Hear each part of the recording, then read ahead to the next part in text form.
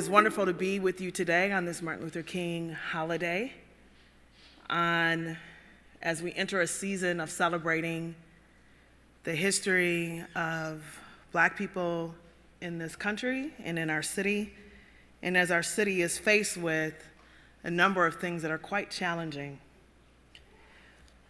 When I was asked to share a little bit about who I am, it's so hard. Like, I've gotten older. It's hard to condense the pieces, but I want to start with where I was rooted, and I shared this morning, so for those who heard it, you will hear a little piece of it again, but this community is where I learned what it means to be part of something. It is where I learned that it's not all about me. It's where I learned how to pay attention to what other people might need, not what they say they need, but what they demonstrate is needed. It's where I spent time at my grandmother's table talking about issues, or I should say I was listening to the people at my grandma's table talking about issues. My neighbors, I lived on a greenhouse on a corner in North Minneapolis, and my neighbors across the street were Paul and Sue Lynn Demuth. And Paul was a white man in a wheelchair who was wheelchair bound because he had polio. And his wife, Sue Lynn, came to America from Thailand because she wanted to open up a restaurant, which they did, the King and I, and then the Times Cafe, and then her sister, Sumpang, opened up Sawadi. And we were there when it happened, and we were rolling napkins, and I was running around listening to what she said to me in Thai and understanding it and following her direction. And next door to them were the Ryans, who came from Red Lake, Native family, and we would go to powwows and we would go fishing with them, and they would listen to their tales, and we would listen to their stories about what it meant to be Native in this community and in this country. And then our grumpy old white neighbor, Mr. Sigerson, who would come out and bark, and then we would yell and cry, go back in the house, and we're like, he's so mean. But we loved him. And my dad did his yard until he went on to be with the Lord. And we had the families that we went to church with, and it was a community. But I grew up in a community where difference was the thing, it wasn't the exception. And I shared earlier that I lived in 3D. It wasn't a two-dimensional world. It wasn't your way or my way. It was our way. That I really went through this cultural experience just living on my block, just living in the school. Thomasina and I were talking about even at North High School. When my grandmother went to North, it was predominantly Jewish. When my mother went to North High School, it was predominantly Jewish. When we went to North High School, it was still not predominantly Jewish, but it was not necessarily predominantly North Side students that went there. There were kids from all over the city that came to the visual and performing arts, that came to the Sumatech program, that came to the tech programs. We had an experience that was made up of people that had different experiences than us. It taught us, it rooted us in a level of appreciation for difference. It allowed us to see the problems that could surface in those differences, but it also equipped us with a level of resiliency in terms of solving some of those challenges. The part that I didn't share this morning was that I know you have a program coming up later this month to talk about 38th Street.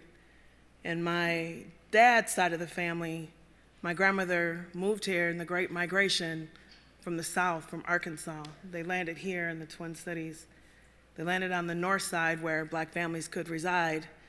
And when the south side opened up after the freeway came through, they landed on 32nd and 3rd, 37th and 3rd.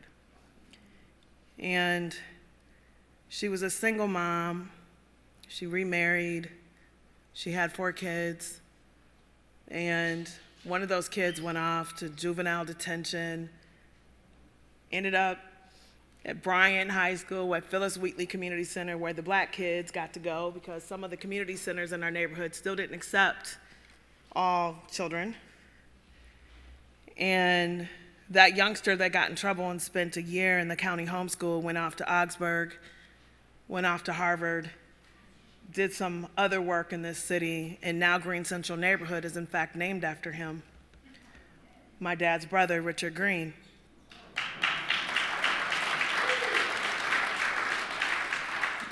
But what he was my uncle.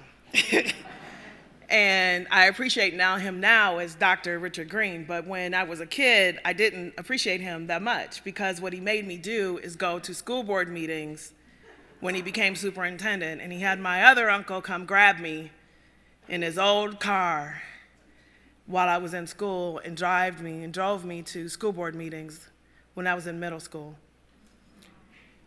All of them. And when we would go to my grandma's house on 37th and 3rd for holidays and weekends, he would have his colleagues, and they would be there drinking bourbon, talking about what was happening in education.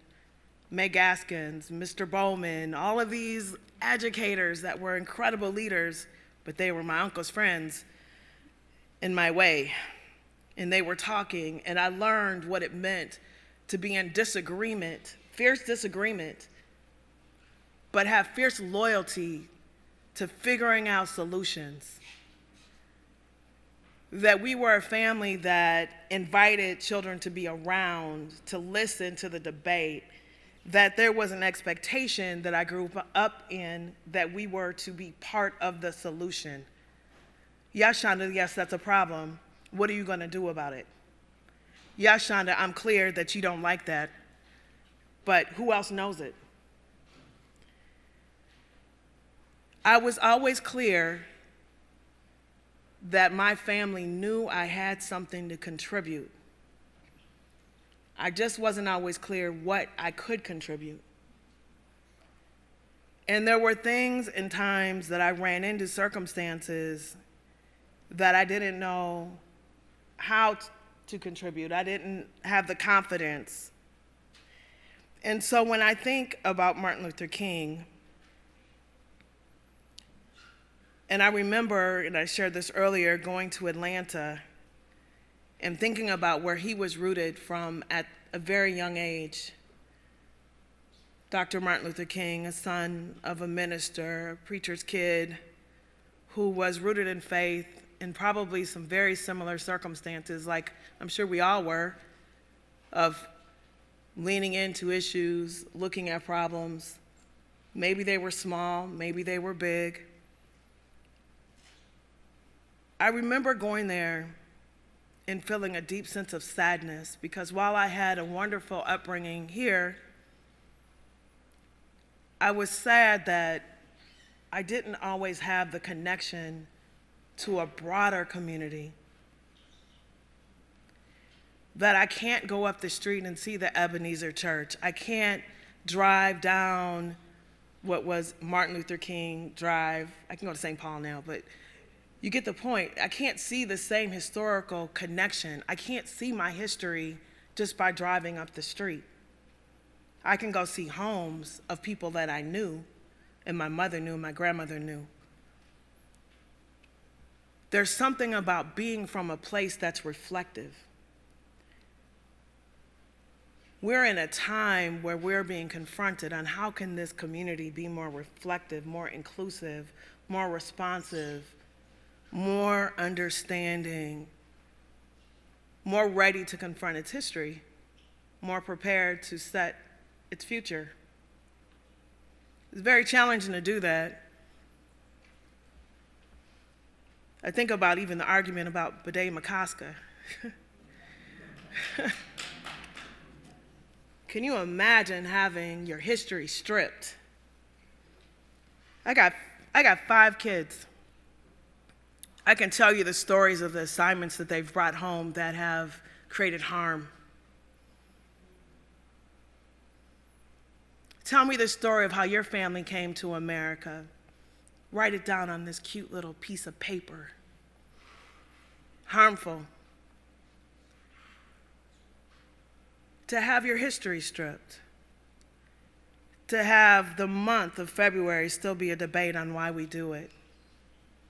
To have your history defined in a month or a day or a person. These are the times that we're living in. There is a real opportunity in front of us to think bigger, beyond ourselves, beyond this space, beyond this community. I spend my entire days thinking about how to make the community better for others. And I hope that in the time that we have left, that we use our gifts, we use what God gave us. When our vessels are empty, we know that we have a community that is prepared to fill them up so that we can bring our gifts, so that we can make our community what we know it can be. Happy Martin Luther King Day. May we enrich all of our histories every day. May we live boldly and clearly as we live inclusively in this community. Thank you so much.